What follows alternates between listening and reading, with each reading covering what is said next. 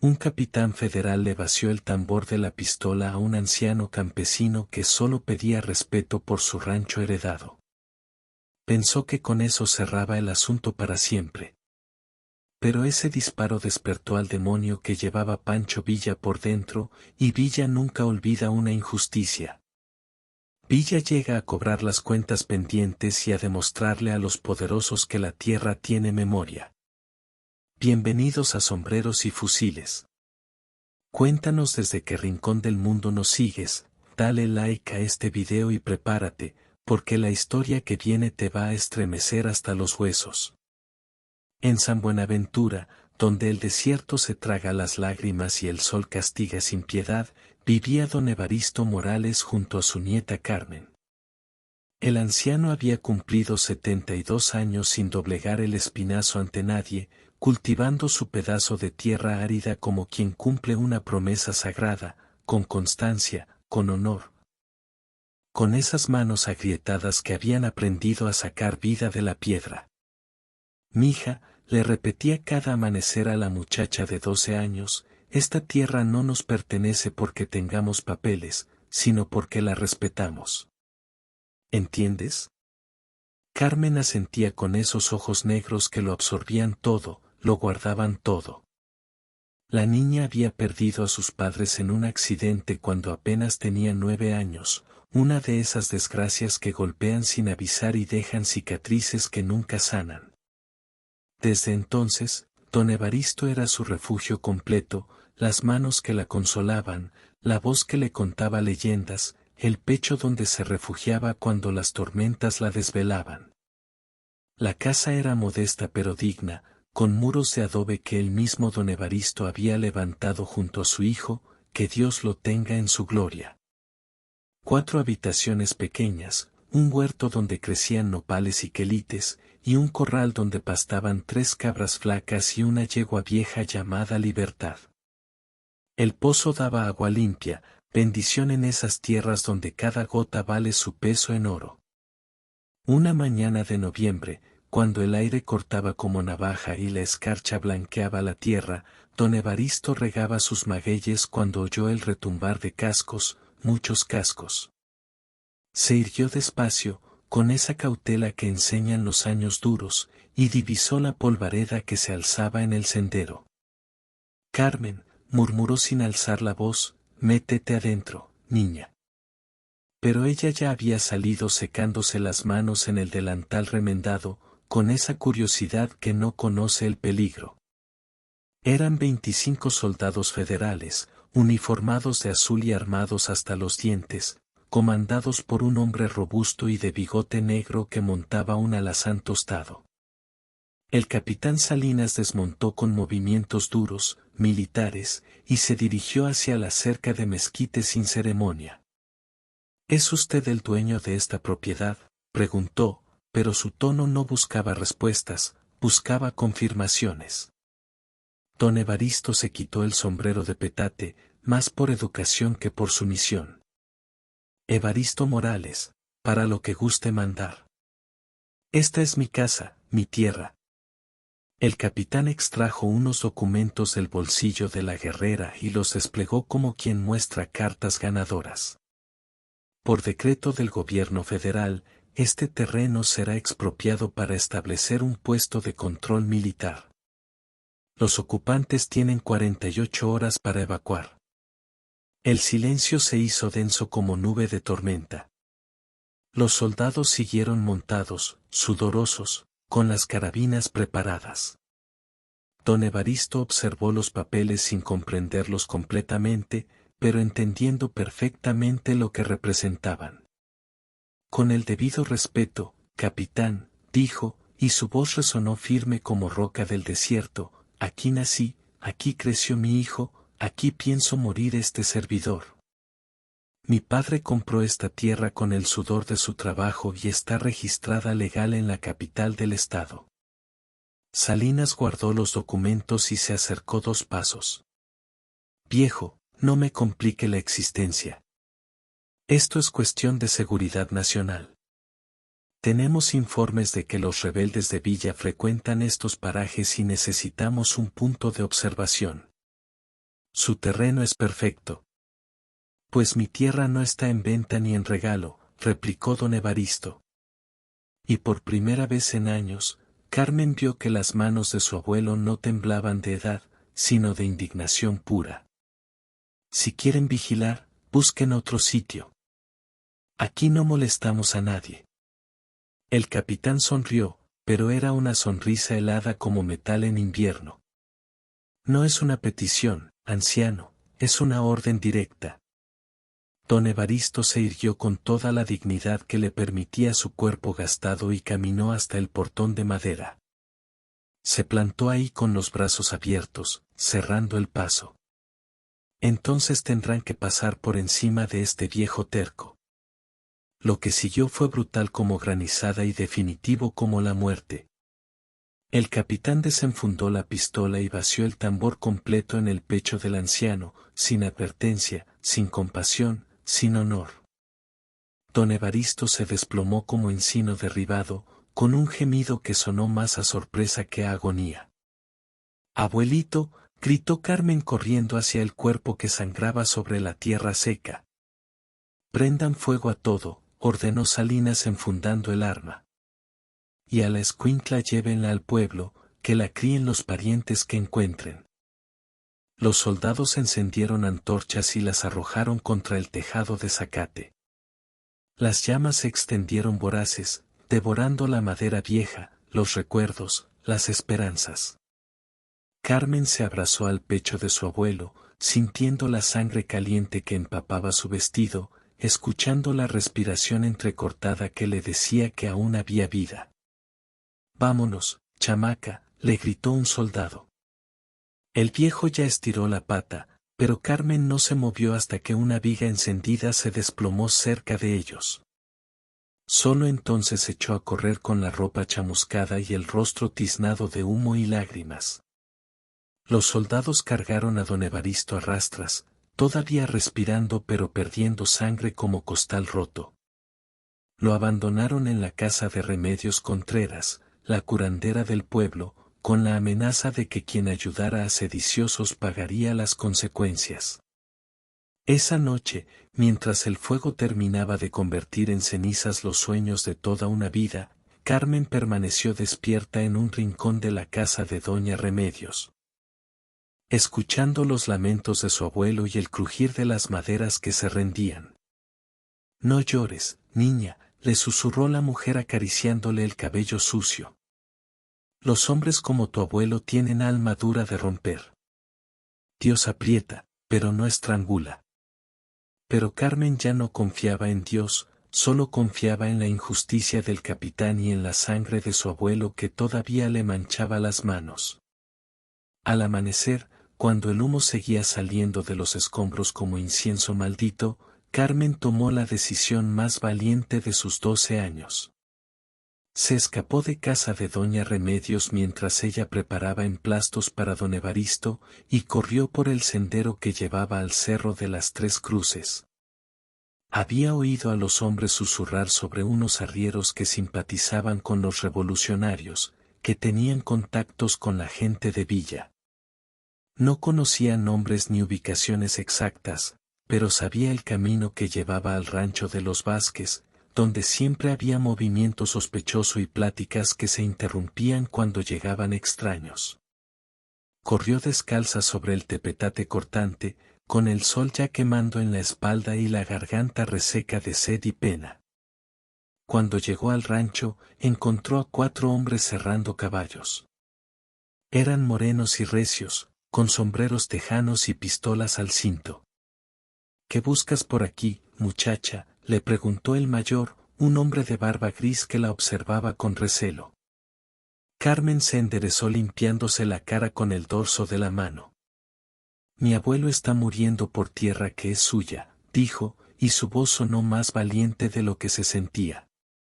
«Un capitán le disparó 5 veces y quemó nuestra casa. Me dijeron que ustedes conocen a Villa». Los 4 hombres intercambiaron miradas. El de la barba escupió al suelo y se acercó a la niña. «¿Cómo se llama tu abuelo?» «Evaristo Morales». Vivíamos en el terreno junto al arroyo de San Buenaventura, y el capitán Salinas quiere hacer un cuartel en nuestra tierra. El hombre asintió lentamente y les hizo una seña a sus compañeros. Espérate aquí, niña. Vamos a mandar un recado. La historia de don Evaristo viajó de boca en boca como chispa en pastizal seco. De los Vázquez llegó a un comerciante que iba rumbo a Santa Rosa. Del comerciante pasó a un vaquero que conocía gente de confianza. Del vaquero llegó a un mensajero que tenía contactos seguros.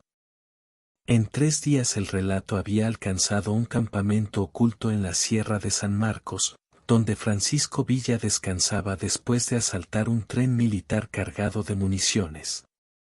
Villa estaba sentado bajo un mezquite remendando una montura cuando llegó el emisario. Era un joven moreno y nervioso que desmontó del caballo todavía tembloroso por la urgencia del viaje. Mi general, dijo quitándose el sombrero, traigo noticias de San Buenaventura. Villa no alzó la vista del cuero, pero sus manos se detuvieron. ¿Qué pasó? El hombre le contó todo. La llegada del capitán, la negativa de don Evaristo, los disparos, el incendio, la niña corriendo con la ropa quemada. Villa escuchó sin interrumpir, sin hacer preguntas, con esa quietud que sus hombres conocían y temían. Cuando el mensajero terminó, Villa siguió trabajando el cuero en silencio. A su alrededor, los dorados esperaban órdenes, pero él no habló hasta que las estrellas empezaron a brillar en el cielo. ¿Conoces al capitán Salinas?, le preguntó a Tomás Urbina, que limpiaba su rifle recargado en una roca. Sí, mi general. Ambicioso y sin escrúpulos. Usa el uniforme para hacer negocios turbios. Ya había oído que andaba apropiándose de terrenos por esos rumbos. Villa asintió y se puso de pie colgándose la montura reparada del hombro. Mañana vamos a San Buenaventura, dijo, pero no vamos como ladrones en la noche. ¿Esto se hace con honor o no se hace? Urbina guardó su rifle y sonrió con esa sonrisa que helaba la sangre a los enemigos. ¿Qué planea, jefe? Primero quiero conocer todo sobre ese capitán. Sus debilidades, sus miedos, sus amores. Un hombre que masacra a ancianos indefensos tiene que tener algo que lo lastime por dentro. Villa mandó a Urbina y a otros 2 hombres a reconocer San Buenaventura. Quería saber el estado de don Evaristo, la posición de los soldados, los hábitos del capitán, pero sobre todo quería encontrar la forma de hacer que Salinas pagara su crimen sin convertir el pueblo en campo de batalla. Si querés saber cómo Villa planeó su venganza más calculada y brutal, suscríbete al canal porque esta historia apenas está comenzando. Los exploradores regresaron al tercer día con información detallada. Don Evaristo seguía vivo, pero crítico, atendido por doña Remedios en una choza de adobe cerca de la iglesia. El capitán había establecido su base en la escuela abandonada y mantenía patrullas constantes por las calles. Los soldados estaban inquietos porque habían escuchado rumores de que Villa merodeaba por la región. Pero la información más valiosa la trajo Urbina con esa sonrisa suya que anunciaba problemas. El capitán tiene un hermano, mi general. Se llama Eduardo, como de 25 años, licenciado en la capital. Llegó antier a visitarlo sin saber lo que había pasado con el viejo. Villa se quedó meditabundo rayando la tierra con una rama seca. ¿Cómo es él? Educado, refinado, bien vestido. Los soldados lo respetan, pero se nota que no está acostumbrado a este ambiente. Anda preguntando por qué hay tanto despliegue militar en un pueblo tan pequeño. ¿Y el capitán qué le dice? Que es asunto de seguridad, pero el hermano no parece muy convencido. Villa siguió dibujando en la tierra líneas que se cruzaban, círculos que se cerraban, planes que tomaban forma. Los hombres más duros tienen corazones tiernos escondidos, murmuró. Y cuando un hombre quiere de verdad a alguien, ahí está su fuerza y ahí está su perdición. Esa noche Villa no durmió. Se quedó despierto contemplando las estrellas, escuchando el aullido de los lobos y diseñando una justicia que fuera más poderosa que la venganza. Porque había aprendido que la venganza calma por un momento, pero la justicia cura para toda la vida. Al amanecer, cuando el sol empezaba a calentar la tierra helada, Villa reunió a sus hombres. Vamos a enseñarle al capitán Salinas que la tierra no se roba a balazos, les dijo, y vamos a hacerlo de forma que jamás lo olvide. Villa sabía que la justicia verdadera no se hace con prisa, sino con paciencia, como quien siembra frijol. Hay que preparar el terreno, plantar en su tiempo, regar con constancia y esperar a que madure la cosecha. Por eso no atacó inmediatamente, sino que comenzó a sembrar terror en el corazón del capitán Salinas. Primero mandó esparcir rumores por todo San Buenaventura. Los arrieros que llegaban al pueblo platicaban que habían visto polvo de muchos jinetes hacia el poniente. Los comerciantes murmuraban que en Santa Rosa habían encontrado casquillos de bala y huellas de campamento. Los niños del pueblo juraban haber escuchado corridos villistas cantados por voces invisibles en las noches de luna. El capitán duplicó las guardias y mandó patrullas a explorar los alrededores, pero sus soldados regresaban nerviosos, contando historias de sombras entre los huizaches y ruidos de caballos que no dejaban rastros. Son puras supersticiones de ignorantes, les decía Salinas. Pero él mismo había comenzado a dormir con la pistola bajo la almohada. Mientras tanto, Eduardo Salinas comenzaba a hacer preguntas incómodas. Era un muchacho inteligente, educado en el colegio de los jesuitas de la capital, y tenía esa curiosidad que no se conforma con respuestas a medias.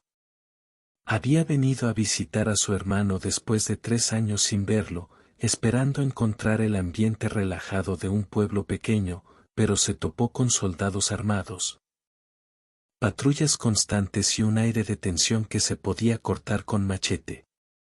«Hermano», le preguntó una tarde mientras tomaban café en el despacho improvisado del cuartel, «¿por qué tanta vigilancia? Este pueblo parece más tranquilo que convento en Cuaresma». El capitán removió el azúcar con demasiada fuerza. «Hay reportes de actividad rebelde, Eduardo. Villa y sus bandidos merodean por estos rumbos y no podemos bajar la guardia». «Pero, ¿han visto a esos bandidos? ¿Han tenido algún enfrentamiento?» Salinas lo miró con esa impaciencia que reservaba para quienes hacían preguntas inconvenientes. «No tienes por qué preocuparte de estos asuntos. Mejor platícame de tus estudios, de tus amigos de la capital». Pero Eduardo no se distraía fácilmente. Esa misma tarde, cuando salió a pasear por el pueblo, notó las miradas esquivas de la gente, las conversaciones que se cortaban cuando él pasaba, el miedo que flotaba en el aire como humo de ocote verde.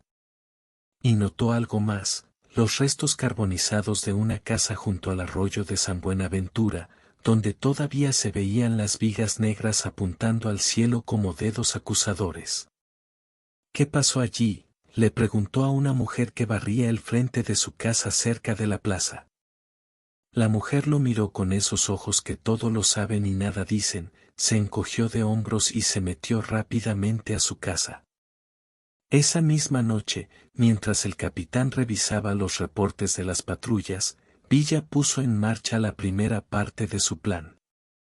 No atacó el cuartel ni emboscó soldados. Hizo algo mucho más sencillo y mucho más efectivo. Se llevó a Eduardo. Fue tan fácil como quitar dulce a un niño. El muchacho había salido a caminar después de la cena, buscando aire fresco y escapar del ambiente opresivo del cuartel. Villa lo esperaba en el callejón detrás de la cantina, solo, sin armas visibles, con el sombrero en la mano como hombre educado. «Licenciado Salinas», le dijo con voz tranquila, «necesito platicar con usted». Eduardo se detuvo más sorprendido que asustado. Había esperado encontrarse con el bandido sanguinario de las historias que contaban en la capital, pero el hombre que tenía enfrente parecía más bien un ranchero próspero, alto, de bigote bien cuidado, con ojos claros que lo miraban sin amenaza. ¿Ustedes? Francisco Villa para servirle, y no le voy a hacer daño alguno. Se lo juro por mi madre que está en el cielo. Solo quiero enseñarle algo que su hermano no le ha contado. Eduardo sintió que el corazón se le aceleraba, pero algo en la voz del hombre lo calmó. No era el tono de un secuestrador, sino de alguien que pedía un favor. ¿Enseñarme qué? Villa señaló hacia donde habían estado las casas quemadas. La verdad sobre por qué estamos aquí. Caminaron juntos por las calles polvorientas, él manteniéndose a distancia respetuosa, ella con la mente corriendo a 1000 por hora. Llegaron hasta los restos de la casa de don Evaristo, donde todavía se veían las cenizas removidas por el viento. Aquí vivía un viejo llamado Evaristo Morales, le contó Villa, y su voz se hizo solemne como oración de muertos. Tenía 72 años, toda una vida trabajando esta tierra que su padre le había heredado. Vivía con su nieta, una niña de 12 años que se quedó huérfana muy chica. Eduardo miraba las ruinas con ojos que empezaban a comprender. ¿Qué ocurrió? Su hermano llegó con 25 soldados a quitarle la tierra para hacer una base militar. El viejo se negó, como era su derecho. Su hermano le vació el tambor de la pistola en el pecho sin darle oportunidad ni de defenderse ni de rezar. Después mandó quemar la casa con todo y recuerdos. El muchacho se llevó las manos a la boca sintiendo que el mundo se le tambaleaba bajo los pies. No puede ser. Mi hermano no, él no haría eso. La nieta del viejo salió corriendo con las ropas chamuscadas, siguió Villa implacable, pero sin crueldad. La gente del pueblo dice que sus gritos se oían hasta la iglesia. Mi abuelo se muere por tierra que es suya, gritaba. Por eso estoy aquí, licenciado, no por robar ni por matar, sino porque un viejo honrado no muere solo. Eduardo se quedó largo rato mirando las cenizas, tratando de reconciliar la imagen del hermano que conocía con la historia que acababa de escuchar. Villa esperó sin prisa, dejando que la verdad hiciera su trabajo. ¿Dónde está ahora?, preguntó él con voz pequeña. ¿Dónde está don Evaristo?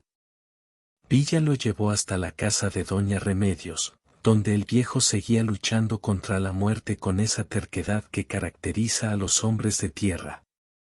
Eduardo lo vio acostado en un petate angosto, con el pecho vendado y la respiración entrecortada, cuidado por la curandera que le ponía compresas húmedas en la frente. Y vio a Carmen, la niña de 12 años que lo miraba con ojos que habían visto demasiado, sentada en el suelo junto al petate, agarrando la mano callosa de su abuelo como quien se aferra a la vida. Señor, le preguntó la niña con voz ronca, ¿usted va a hacer que me devuelvan mi casa? Eduardo no pudo responder. Las lágrimas le corrieron por las mejillas como ríos de culpa que no era suya, pero que sentía como propia. Villa lo acompañó de regreso hasta las afueras del pueblo, donde se despidió con la misma cortesía con que lo había abordado. Ahora ya sabe por qué estoy aquí, le dijo. Su hermano me enseñó que para él la tierra vale más que la vida. Quiero que me demuestre que también es verdad lo contrario. Y sin esperar respuesta, se perdió entre las sombras como si nunca hubiera estado ahí. Cuando Eduardo llegó al cuartel con los ojos enrojecidos y la camisa sucia de tierra, el capitán Salinas supo inmediatamente que algo había pasado. El muchacho entró a su despacho sin tocar la puerta, sin el saludo de siempre, con la cara de quien ha visto al diablo y descubrió que tiene rasgos conocidos. ¿Dónde andabas?, le preguntó levantándose de la silla con brusquedad.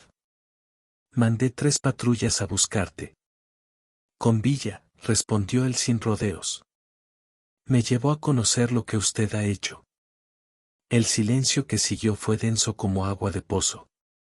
El capitán se puso pálido, después rojo, después de un color que no tenía nombre, pero que hablaba de miedo y rabia mezclados. Ese bandido te secuestró, dijo tratando de mantener la voz firme. ¿Te hizo daño? ¿Te tocó?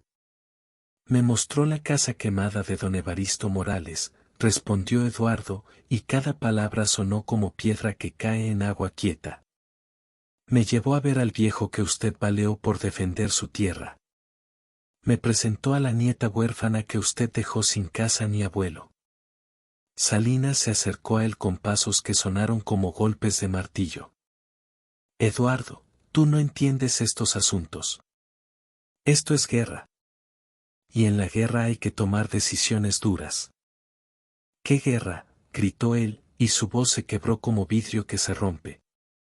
Era un campesino de 72 años que no sabía ni escribir. Era un abuelo cuidando a una niña huérfana. El capitán lo agarró de los hombros con fuerza que dolía. Villa te lavó el cerebro. Te contó mentiras para ponerte en mi contra. ¿No ves que es su estrategia? Usa a las mujeres, a los niños, a los débiles para que la gente buena baje la guardia. Eduardo se zafó de sus manos y retrocedió hasta quedar junto a la ventana. Yo vi al viejo moribundo, hermano. Vi a la niña llorando. Vi las cenizas de una casa donde vivía gente inocente. ¿También esos son mentiras de Villa? Salinas se dio cuenta de que había perdido a su hermano tal vez para siempre. En sus ojos ya no había la admiración ciega del muchacho que lo veía como héroe, sino la decepción dolorosa del hombre que descubre que su hermano es mortal y cruel. Eduardo, le dijo, y su voz se hizo suplicante, tú eres lo único bueno que me queda en la vida. Nuestro padre murió odiándome. Nuestra madre no me habla. En el ejército me temen, pero no me respetan. Solo tengo tu cariño, hermano. No dejes que ese bandido me lo quite. Por un momento, él dudó. Vio al hombre que lo había criado, que le había pagado los mejores colegios, que lo había protegido siempre del mundo duro. Pero después recordó los ojos de Carmen, la niña que le había preguntado si le iba a devolver su casa, y supo que hay cosas más importantes que el amor fraternal. Si de verdad me quiere, hermano, le dijo, arregle lo que hizo. Devuélvale la tierra a don Evaristo, construya su base en otro lado. Demuestre que es el hombre honrado que yo creía conocer. Salinas se puso rígido como soldado en formación. No puedo hacer eso. Sería admitir que me equivoqué, y un oficial del ejército no puede darse ese lujo. Además, el viejo ya está prácticamente muerto. Su tierra va a quedar abandonada de todas formas. Entonces ya no tenemos nada que hablar, dijo Eduardo dirigiéndose a la puerta. No te atrevas a salir de aquí, le gritó él. Eres mi hermano y me vas a obedecer. Él se volvió para mirarlo una última vez. Era su hermano, le corrigió. El hombre que baleó a un viejo por defender su tierra no puede ser mi hermano.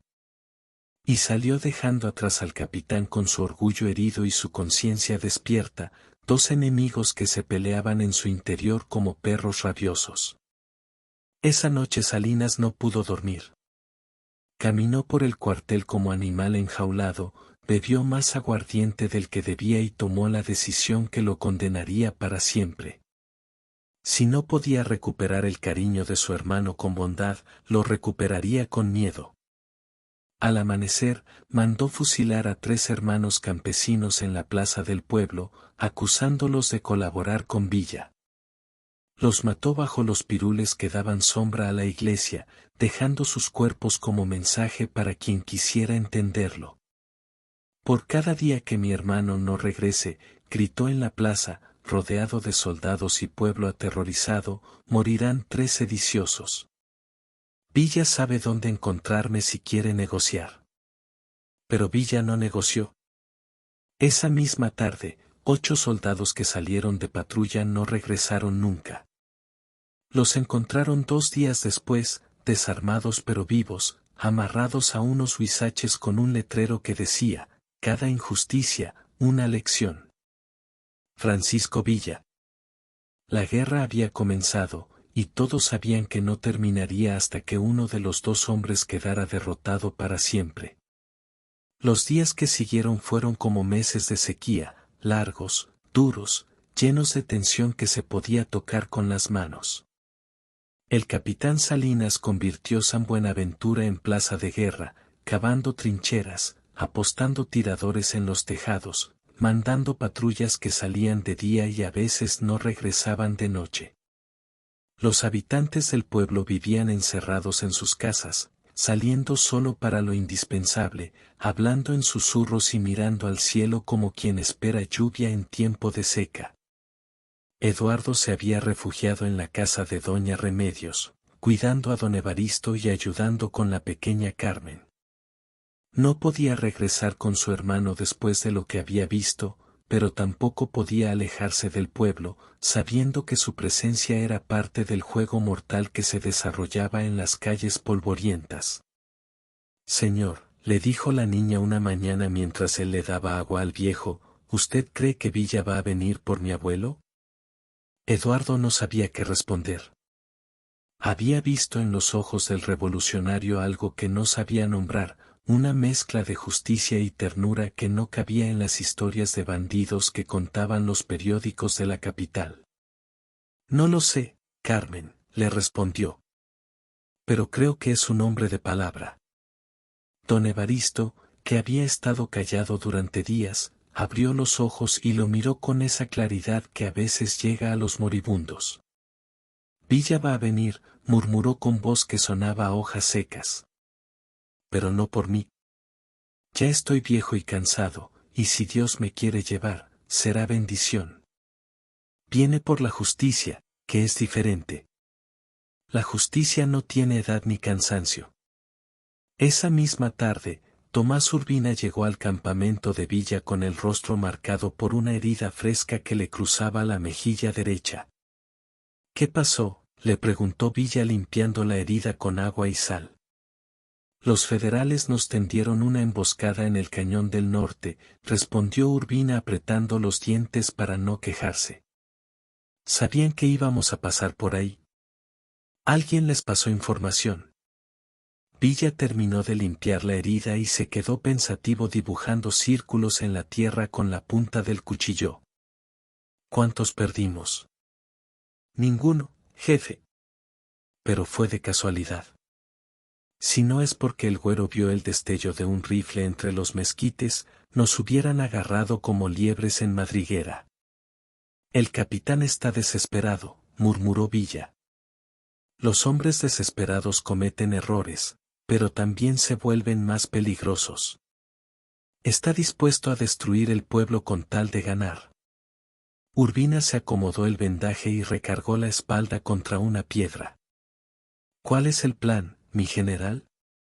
Si seguimos con este juego del gato y el ratón, el viejo se nos va a morir antes de que hagamos justicia.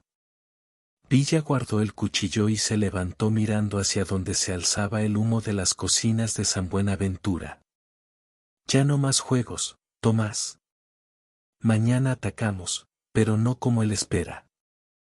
El capitán está preparado para una batalla, no para lo que le vamos a dar.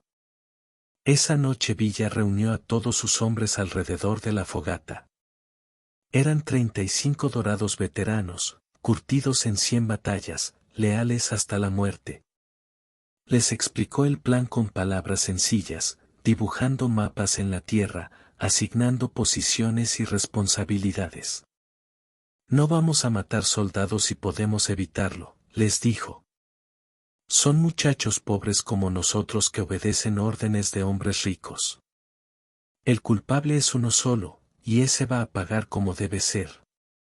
Anastasio Pantoja, el general que había dejado las fuerzas federales para unirse a Villa, levantó una preocupación.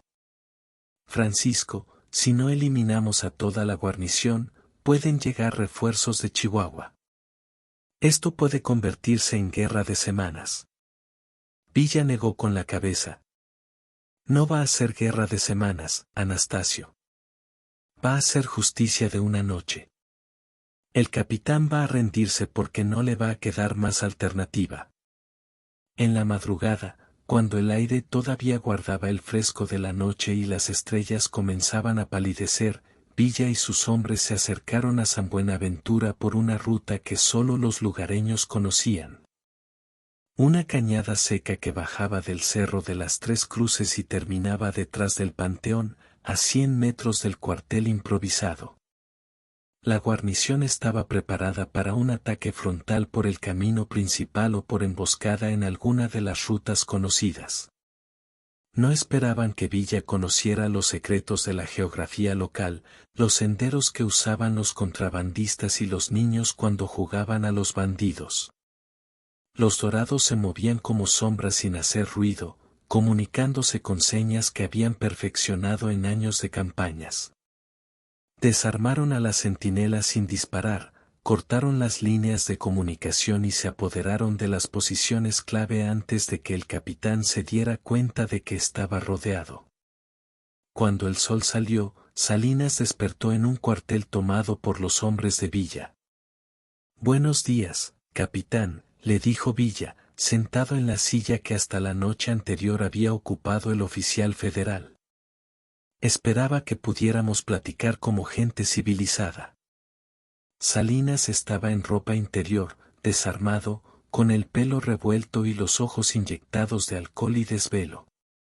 A su alrededor, sus soldados habían sido desarmados pero no maltratados, vigilados por dorados que los trataban con la cortesía que se debe a vencidos honorables. «¿Qué quiere, Villa?», preguntó tratando de mantener la dignidad que le quedaba. «Justicia», respondió Villa, y su voz sonó tranquila como agua de manantial. «Nada más y nada menos que justicia». En ese momento se abrió la puerta del despacho y entraron Eduardo, acompañado de doña Remedios y de la pequeña Carmen. El muchacho caminó hasta ponerse al lado de Villa, no como prisionero, sino como testigo. «Hermano», le dijo, «estos son don Evaristo y Carmen, las personas a quienes usted les quitó la casa y la tierra». Villa se levantó y ayudó a que el viejo entrara, apoyado en un bastón que le había tallado la misma Carmen. Don Evaristo estaba pálido y tembloroso, pero sus ojos ardían con la misma firmeza que había mostrado el día que se puso en el portón para defender su tierra. «Capitán», le dijo Villa, «aquí tiene usted a las víctimas de su ambición. ¿Qué les va a decir?» Salinas miró al viejo, a la niña, a su propio hermano que lo observaba con ojos que ya no lo admiraban. Por primera vez en muchos años sintió vergüenza. Yo cumplía órdenes», murmuró. «Era asunto de seguridad nacional. Era asunto de una tierra que usted quería para hacer negocios», lo corrigió Villa. «No me mienta, capitán. Los dos sabemos que la honestidad es lo único que puede salvarlo ahora». Salinas se quebró como rama seca. Las lágrimas le corrieron por las mejillas sin que pudiera controlarlas, y por primera vez en su vida de militar admitió la verdad. «Sí, sollozó. Era para hacer negocios. Había un americano que quería comprar tierras baratas cerca de la frontera. Pensé que un viejo solo no podría defenderse». Villa asintió y se dirigió a don Evaristo. «Don Evaristo, usted es el ofendido. ¿Qué quiere que haga con este hombre?» El viejo se acercó trabajosamente al capitán que había caído de rodillas sin darse cuenta. Le puso la mano callosa en el hombro y le habló con voz cansada pero firme. «Hijo mío», le dijo, «yo ya estoy viejo y cerca de irme con Dios. Usted todavía puede ser diferente. Tiene un hermano bueno que lo quiere. No lo haga pasar más vergüenzas». Villa esperó hasta que el viejo terminó de hablar. Después se dirigió al capitán con el tono de quien dicta sentencia. «Capitán Salinas, usted va a renunciar a su grado militar. va a salir de San Buenaventura a pie, desarmado, y no va a regresar jamás. Sus soldados van a ser liberados para que vuelvan con sus familias, y la tierra de don Evaristo le va a ser devuelta con escrituras legales y compensación por los daños. Salinas levantó la cabeza esperando oír el castigo verdadero. ¿Eso es todo?, preguntó. También va a pedirle perdón a don Evaristo delante de todo el pueblo, y va a hacerlo de rodillas como debe ser. Media hora después, en la plaza de San Buenaventura, frente a todos los habitantes que habían vivido días de terror, el ex capitán Salinas se arrodilló ante don Evaristo y le pidió perdón con voz quebrada. El viejo lo perdonó porque así había sido educado, y le dio su bendición para que encontrara la paz en otra parte. Villa se quedó 3 días en el pueblo supervisando la reconstrucción de la casa de don Evaristo, asegurándose de que los papeles de la tierra estuvieran en orden. Viendo que los soldados federales se marcharan sin causar más problemas. El último día, mientras se preparaba para partir con sus hombres, Carmen se acercó a él con algo en las manos. «General Villa», le dijo, «esto es para usted». Era un trozo de madera tallada, un caballo pequeño, pero bien hecho, con detalles que mostraban las horas de trabajo cuidadoso. «Lo hice para darle las gracias», explicó la niña. «Mi abuelo dice que usted nos devolvió más que la tierra. Nos devolvió la esperanza». Villa guardó el caballito en su morral de cuero y se agachó para quedar a la altura de la niña. «Carmen, cuida mucho a tu abuelo, y cuando seas grande, recuerda que la tierra no es del que la toma a la fuerza, sino del que la trabaja con amor».